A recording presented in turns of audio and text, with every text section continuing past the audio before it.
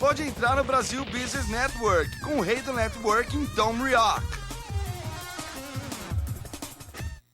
BBN Brasil Business Network, o podcast de negócio no Brasil e no mundo. Eu sou Tom Rioch, americano conhecido como o rei do networking, falando do meu podcast studio em Campinas e conectando pessoas. Conversamos com empresários, empreendedores e especialistas no mundo inteiro.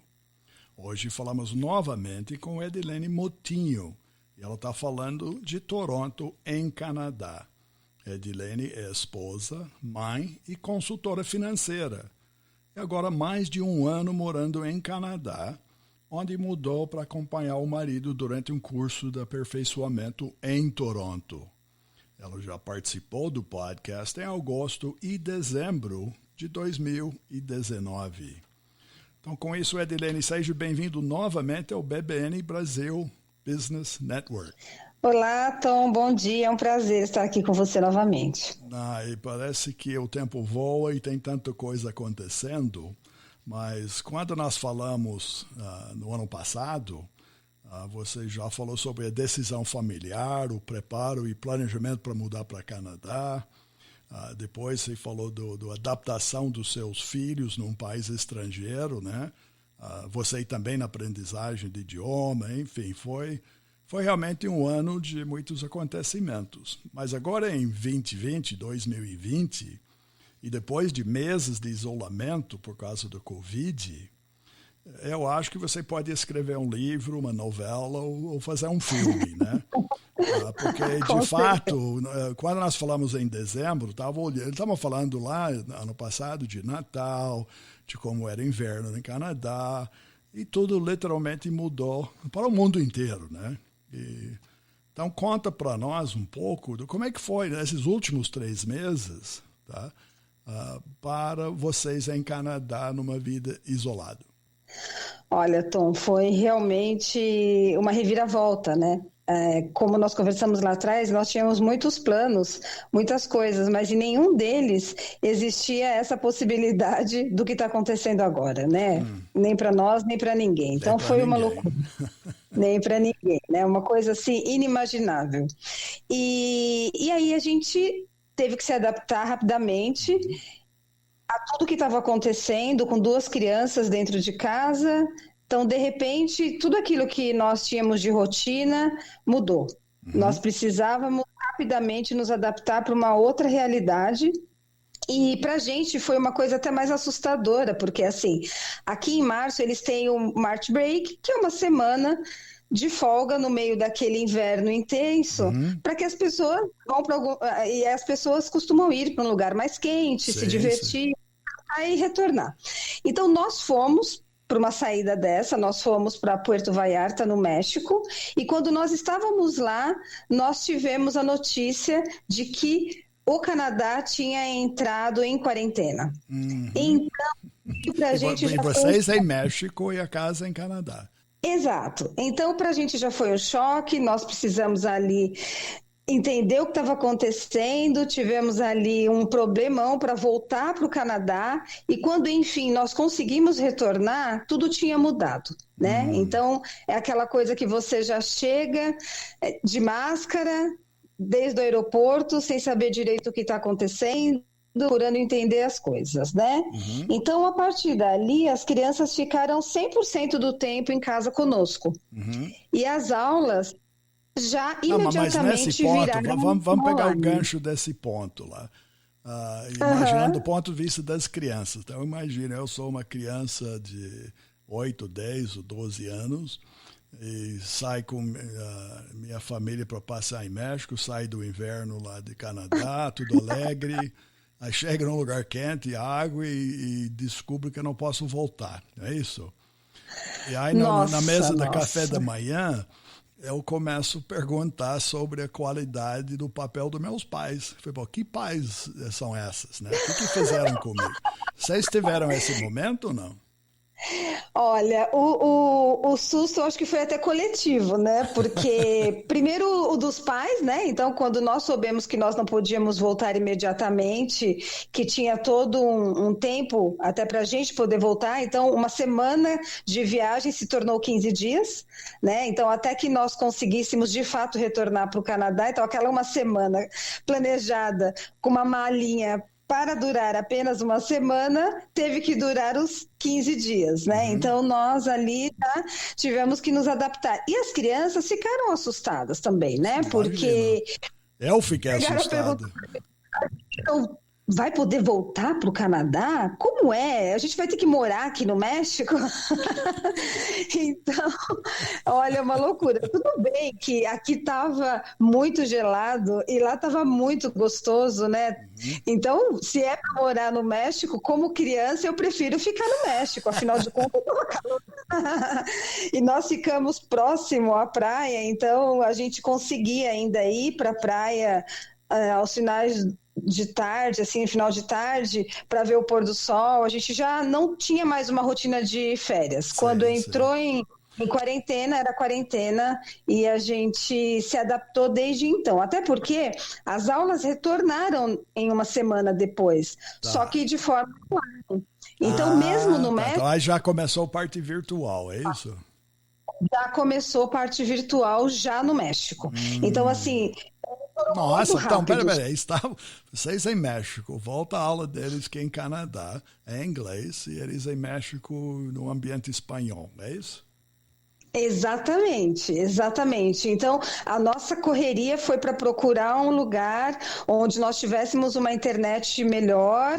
Fomos para um Airbnb, saímos do hotel, justamente para que eles ali já não perdessem nada, para que eles pudessem, a partir daquele momento, já entrar no ambiente virtual da escola, e quando eles retornassem para o Canadá, eles já tivessem já conscientes de que a vida deles mudaria, e a gente não tinha a menor ideia de por quanto tempo mudaria, né? Então todo dia era uma aventura, né? Acordava de manhã, tomava café e descobria se tinha, onde você ia.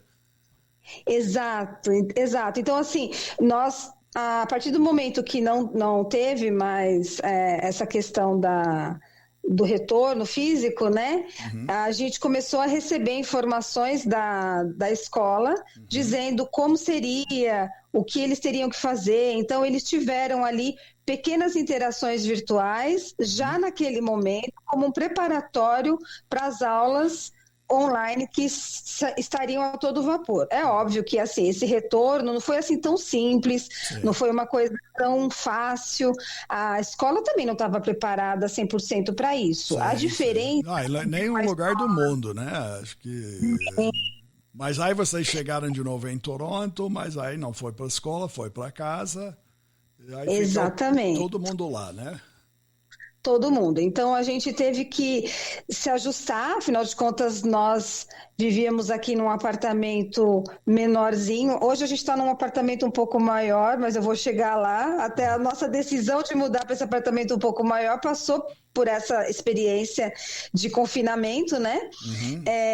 Então, quando nós chegamos no nosso apartamento pequenininho, a gente tinha que se virar, porque ali tinha o meu marido para trabalhar e ele precisava de um ambiente preparado para ele poder trabalhar dentro de casa. As crianças precisavam estudar, cada um numa série diferente, um no 2º ano, outro no 7º ano. Então, eles também tinham momentos de interações diferentes e a gente precisava arrumar o ambiente. Então, chegar em casa foi organizar horários e até locais específicos para que as pessoas ficassem cada um no seu quadrado, né? E pudessem ali aproveitar. Os quadrados é a sala, e muitas vezes lá a sala está integrada à cozinha, aí você sobra o quarto e o banheiro, né? Olha, tinha dias que assim, olha, eu vou fazer reunião aqui, nenhum pio, porque o apartamento pequenininho, aí, peraí, mas nessa hora tem mais alguma coisa? Tem alguma reunião virtual na escola? A gente tinha que ficar se organizando. Então foi bem, bem complicado. E aqui, assim, Tom, o que a gente percebeu? Só dando um passinho para trás, não é que a escola já estava pronta para um ensino online, é que uma parte do ensino aqui no Canadá Já acontece no Google Classroom. Então, assim, as deles normais, eles já trazem lição para casa, que são aulas que você utiliza algum app, algum mecanismo online. Então, Sei. isso foi o facilitador. Então, por exemplo, eles já liam livros em ambientes virtuais, eles já tinham lições de matemática, lições de ciências, eles já tinham lições que eles traziam para casa que já eram feitas num tablet. Então, veja, quando a escola precisou ficar 100% online, eles correram para usar cada vez mais esses mecanismos que já existiam, eles só potencializaram, entendeu? Porque também imagino como criança de idade deles, o parte do lazer deles também foi videogame. Sempre teve uma maior interatividade, vamos dizer, no parte de tecnologia, né?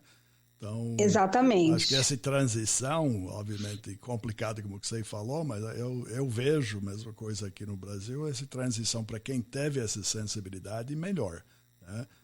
Sim, até para pessoas de idade, elas... quem não teve uma aproximação tecnológica, aí sofreu muito, né? Exatamente. As crianças, elas já nascem numa outra realidade, né? Tudo para eles é touch, né? Tudo para eles é online. Então, eles jogam online. Então, para eles, assim, eu acho que a ruptura foi, peraí, eu não tenho mais o meu colega do lado para interagir comigo, eu não vou mais fazer educação física com o meu amigo, não vou poder jogar bola com ele, mas assim, o ensino em si, na medida em que as coisas foram encaixando, eu senti que, principalmente o meu mais velho, foi muito mais fácil para ele, assim. Então, o que nós precisamos como pais fazer? Uma rotina, né? Porque, assim, diferente de algumas escolas no Brasil, em que as crianças sentam na frente do computador e o professor está do outro lado, e eles têm aula ali de um horário, das 8 ao meio-dia, das 8 às 3, enfim, mas o professor está interagindo 100% do tempo com a criança, aqui não foi assim. Então, aqui, as crianças recebiam o conteúdo uma vez por semana, e esse conteúdo era para ser desenvolvido a semana inteira. Então, você sabia o que você tinha que fazer, mas ninguém ficava te cobrando e ninguém ficava ali na sua frente te dando aula, né? Então, qual foi o meu papel como mãe? O Marcelo estava trabalhando 100% desse tempo.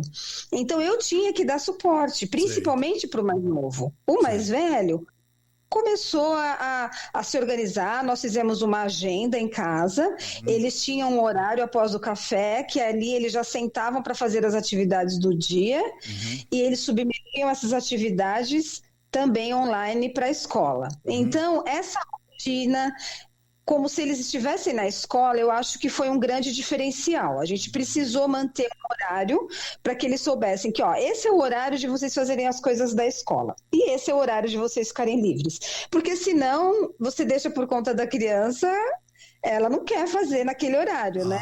Então, eu acho que... Nem adulto quer fazer, então Não é? Não é? Mas, assim, do meu mais novo, eu precisei ficar muito mais perto. Realmente, ali tinha dias que para ele era muito mais pesado. Então, ele não queria fazer, tinha dias que ele falava que estava cansado. Então, eu precisava realmente ficar do lado dele enquanto ele fazia. E as coisas vinham assim, com uma explicação, óbvio, mas você tem sempre que dar uma aprofundada ali na explicação, né? Não, mas a gente entende que, de fato, cansa, né? Então, você imagina a criança que está, obviamente, você falou num ambiente técnico diferente, de uma forma diferente, mas também está num outro idioma. Então, o cérebro isso, né? Tem que trabalhar em dobro, né? Exatamente, exatamente. Então, assim, eu acho que 2 fatores foram fundamentais. A minha disponibilidade de tempo para poder acompanhá-los, isso fez toda a diferença, porque eu também conversei com outros amigos que não tinham essa disponibilidade, e aí isso atrapalhou muito, e a criança não ia, e foi muito mais difícil. Eu sei que para eles a coisa foi muito mais traumática. E segundo, essa questão da rotina.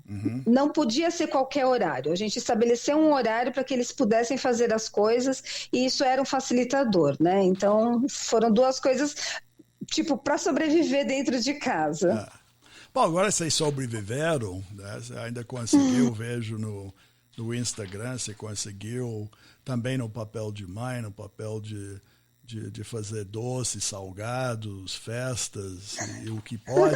Não, isso também é parte social, né?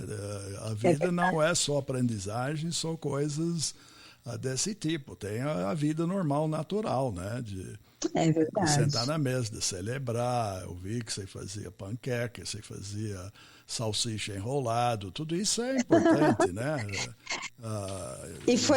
Então isso, vamos dizer, até o sabor, né, de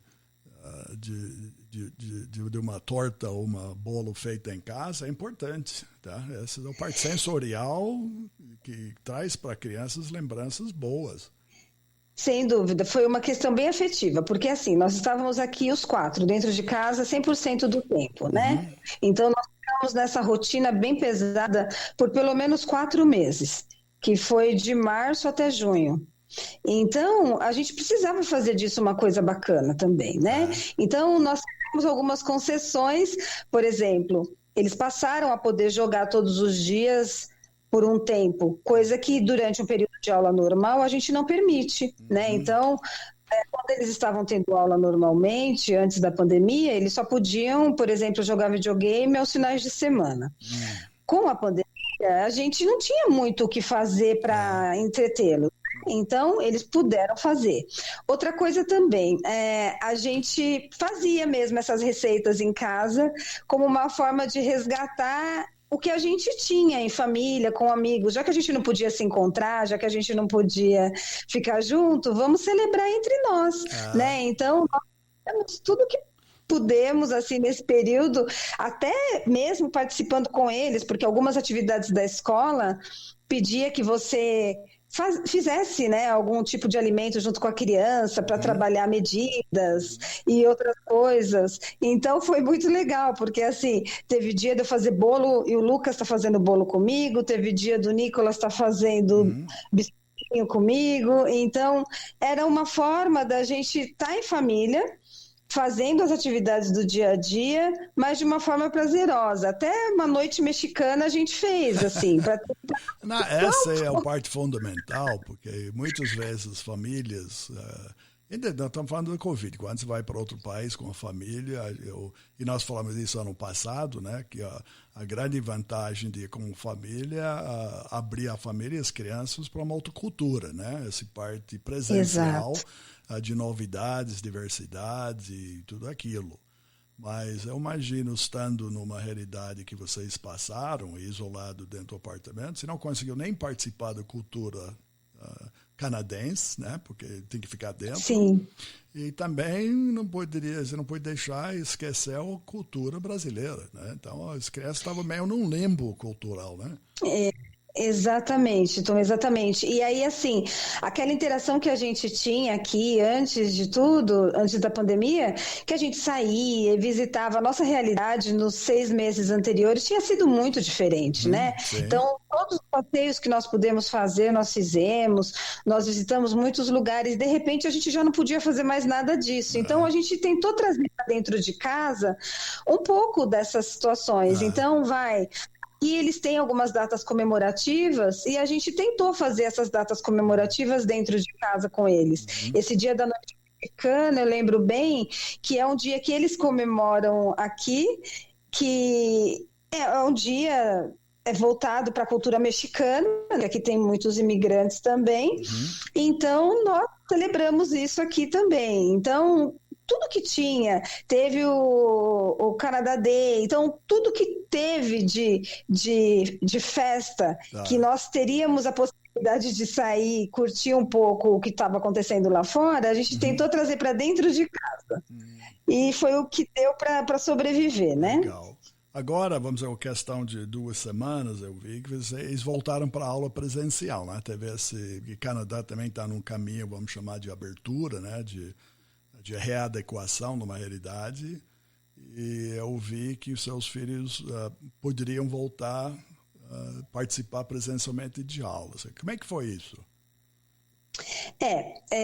Foi uma decisão, digamos assim, bem pensada, né? Porque eles deram a possibilidade aos pais de optar por essa volta ou não. Eles disseram para nós que as aulas seriam retomadas presencialmente, mas você tinha a liberdade de escolher mandar ou não o seu filho, né? Então, primeiro, assim, eles estiveram de férias entre julho e agosto. Então, durante esse período de férias, nós recebemos muitos comunicados do TDSB, que é o órgão que rege as escolas aqui em Toronto, e também da própria escola, onde se discutia como seria esse volta às aulas. Justamente para que a gente pudesse decidir com segurança se queríamos ou não mandar os nossos filhos.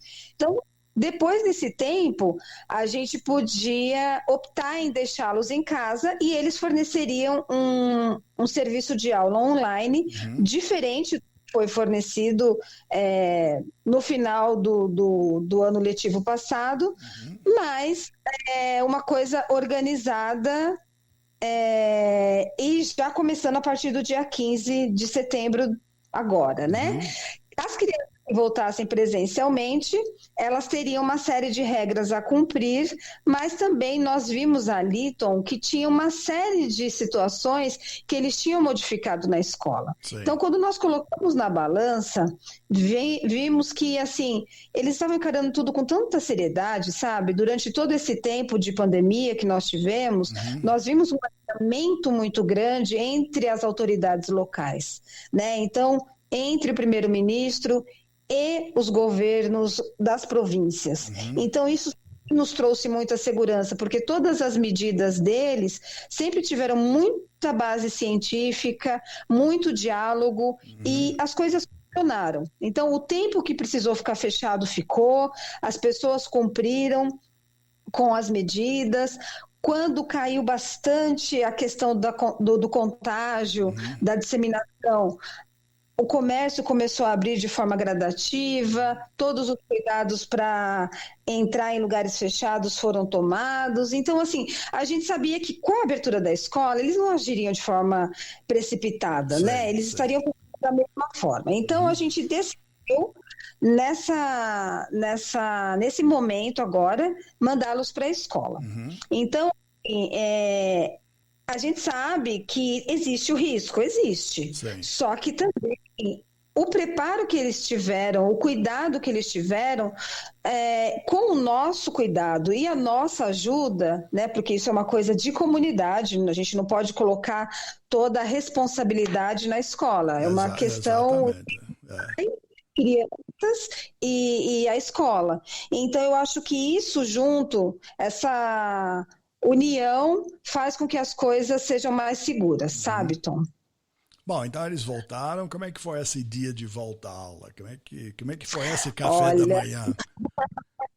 Foi difícil, assim, eles fizeram uma coisa que nós achamos muito interessante aqui, que eles foram voltando na mesma semana, mas em dias diferentes. Então, eles primeiro voltaram com os maiores. Então, o 8º ano, o meu filho Lucas, ele está no 8º ano, ele tem 13 anos, voltou primeiro.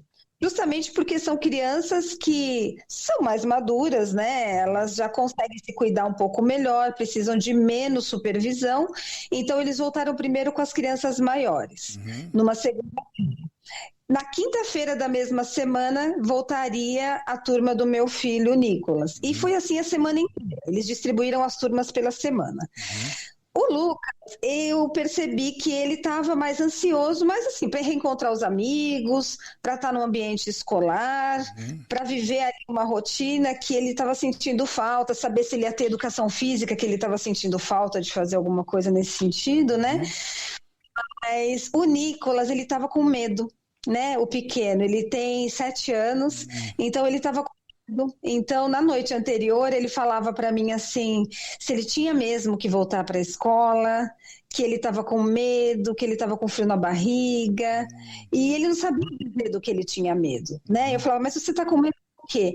Ah, não sei, mãe, eu tô com medo. E assim, era o medo do novo, era o medo de uma nova vida, de uma nova realidade. Então, quando a gente até deixa pensar, a de criança... repente eu vou para a escola e não me deixam sair da escola e não vou voltar para casa, né? Não, a gente não sabe. Tudo, acho que é natural. Esse é um método desconhecido, né? E tinha mais, né, Tom? Assim, eles saíram da escola no momento que tudo bem, estava tudo bem, tudo normal. De repente ele estava voltando para a escola e junto com o kit de alimentação, com o almoço que eles levam, com os lanchinhos que eles levam, eles estavam levando álcool gel, máscaras. Eles tinham instruções do que podiam e do que não podiam fazer. Então, eu não sei se ele estava com medo de não dar conta daquilo tudo, ou se a realidade que ele encontraria ali seria muito chata, né? Mas graças a Deus, assim, o alívio que foi para mim quando eu fui buscá-lo e que na saída o olhinho dele brilhava e ele falava que tinha sido muito legal. Que bom. Isso valeu. Aí seu coração cai no chão, você começou a chorar, é isso? Quase. Eu confesso que caiu umas lágrimas quando ele foi para a escola. Os dois foram. Eu fiquei bem apreensiva, porque a gente não pode estar lá, né? Então, como uma mãe bem brasileira que eu sou, assim, eu sou super protetora, sim, né? Eu gostaria de poder passar o dia com eles dentro da escola. Sentado na cadeira ao lado, com bolo do fubá. Nossa, assim. E o gel na mão toda hora, trocar máscara eu mesma, mas não é assim que a vida é, né? Então, a vida como ela é, a gente cria os filhos para o mundo, já dizia minha mãe, né? Então, a gente precisa confiar naquilo que a gente conversou dentro de casa, sabe, Tom? E eu me surpreendi positivamente com os dois lados, com a escola e com a atitude das crianças. Porque, assim, a partir do momento que a realidade na escola mudou completamente, eles tinham ali agora horários a mais para troca de máscara, eles têm horários agora para saída para lavar as mãos antes do lanche. Então, assim, o almoço deles, eles fazem dentro da sala de aula. Sim. Né? Então, às vezes, esse almoço é transferido para um local externo, mas nunca uma turma misturada com a outra, nunca. Então, aquela turma, ela está 100% do tempo juntas. Mesmo em aula ou nessa hora do intervalo, na hora do lanchinho, do almoço, é sempre a mesma sala. Então, essa foi uma das medidas. Para vocês, como pai, já traz uma tranquilidade, né? Completa. Já pode porque dizer que vai ficar sempre tranquilo, mas está sendo administrado da melhor forma possível e a realidade é essa, né? Nossa, sem dúvida. E uma coisa que eles fizeram também, a escola deles é bem grande. Então, ela tem um pátio enorme, com muitas árvores. Então, era muito normal os pais entrarem com as crianças até a porta do prédio para deixá-los, e eles formavam uma fila ali na porta do prédio e entravam. Agora, não. Eles cercaram todo esse pátio externo da escola, você não entra mais. Então, você vai até o portão, você entrega o seu filho no portão, você chega a vê-lo na fila, com distanciamento e máscara, todas as crianças, 100% do tempo de máscara ali, e eles entram para a aula e os pais não têm mais essa interação, eles não entram mais na escola, nem na hora de entrada, nem na hora de saída. Então, isso também é bacana, porque não tem gente circulando no pátio da escola enquanto tem aula, né? Então, isso também foi uma medida que eles tomaram. Não, eu acho que... tenho certeza que está tudo no caminho certo. E pelo que você falou, realmente foi um passo de aprendizagem para você, para seu marido, as crianças também, reintegração, parte social, a gente vê a importância disso, né? Contato com outras crianças, enfim. Sim. E acho que mais importante, não é só o contato com outras crianças, como que você falou da escola, crianças vendo que os outros crianças estão seguindo a disciplina e o processo, é um reforço. Sem dúvida. E assim, a escola, sabe, Tom, eles tiveram um papel fundamental nessa preparação. Porque assim, antes das crianças voltarem às aulas, eles tiveram reuniões virtuais. Nós tivemos uma reunião virtual, tanto para o Lucas quanto para o Nicolas, justamente para falar como seria, para o professor se apresentar, o novo professor que estaria com eles ali, o professor titular da sala, né, de cada um, se apresentar e conhecer um pouquinho as crianças. Então, quando eles chegaram, não era um estranho que estava ali na frente, eles já sabiam quem ia recepcioná-los e já sabiam o que fazer, né? Não foi assim, eu vou para o primeiro dia de aula e lá eu não sei o que vai acontecer. Não, eles sabiam. Já sabiam. Mas isso é conforto para todos, né? Foi muito importante. Muito bom, Edilene. Então, queria te agradecer. Infelizmente, estamos chegando no fim do nosso tempo. Mas eu quero deixar aqui o convite para a gente voltar a falar daqui um mês e pouco, porque acho que esse acompanhamento... Não, é importante isso de seguir, porque aqui, na realidade, no Brasil, não estamos nessa fase de iniciar meio esse processo, né? Com as escolas implantando, fazendo o que você está mencionando lá. E como tudo, um benchmarking, de saber como os outros fazem, é uma boa aprendizagem. E suas palavras para as mães que estão aqui também tenho certeza que são um conforto, né? Porque todo mundo passa por isso, nem sempre todo mundo quer falar. Então... Exato. E assim, sabe, Tom, uma coisa que eu já posso dizer, assim, eu sei que aí a fase é diferente, que agora a preocupação ainda é a fase do online, né? Essa questão de voltar às aulas está meio obscura, não sabe se volta, se não volta. Eu entendo e me compadeço disso, porque eu não sei se no Brasil, se eu estivesse aí, eu permitiria que eles voltassem justamente pelo volume de contágio que é maior, né? E a gente tem que separar uma coisa é o retorno numa escola particular, uma coisa é o retorno numa escola pública. Aqui eu estou falando do retorno numa escola pública, só que a escola pública daqui, ela já tem um tratamento diferente da escola pública no Brasil. Então, a gente sabe que essa decisão ela tem que ser bem tomada, bem pensada, e a gente não pode subestimar as crianças, porque assim, eles precisam entender a realidade nova que eles estão vivendo e eles colaboram sim, sabe? Então eu acho que responsabilidade compartilhada, responsabilidade nossa, da escola, mas a gente precisa conversar com as crianças e não subestimá-las. Elas precisam saber. Eu concordo com você, porque envolver eles e a forma que está sendo feito é bom transferir um pouco de responsabilidade, a criança começa a entender a real palavra responsabilidade e sabe que a vida é essa, né? Tem que ser responsável. Sim. Então, acho que a melhor parte da aprendizagem de tudo é essa, né? Uma convivência de uma forma ordenada, planejada, que não é perfeita, mas é isso que você falou, que é um ajuste diário. Sim, sem dúvida. Então, assim, isso é o conforto. O conforto que traz é justamente quando essas 3 pontas estão bem alinhadas, bem entendidas, todo mundo cooperando. Legal. Bom, muito obrigado mais uma vez e com certeza vamos voltar a falar, ok? Obrigada a você, Tom. Um abraço. Aí para nossos ouvintes, vocês podem saber mais do Edilene Motinho. Você acha ela no Instagram. O nome dela é Edilene, que é Edilene. Sobrenome é Moitinho. Agradecemos vocês, ouvintes, que podem seguir entrevistas passadas e futuras do BBN Brasil Podcast no bbnbrasil.com ou principais plataformas como Spotify, Apple Podcast e YouTube. BBN Brasil Podcast é um oferecimento do Focus ME Market Intelligence. Eles são especialistas em pesquisa de mercado no setor agrícola. Mais informações no site focusme.com. Obrigado pela audiência. Até o próximo encontro aqui no BBN Brasil Business Network. Obrigado por entrar no Brasil Business Network com o rei do networking, Tom Rioch.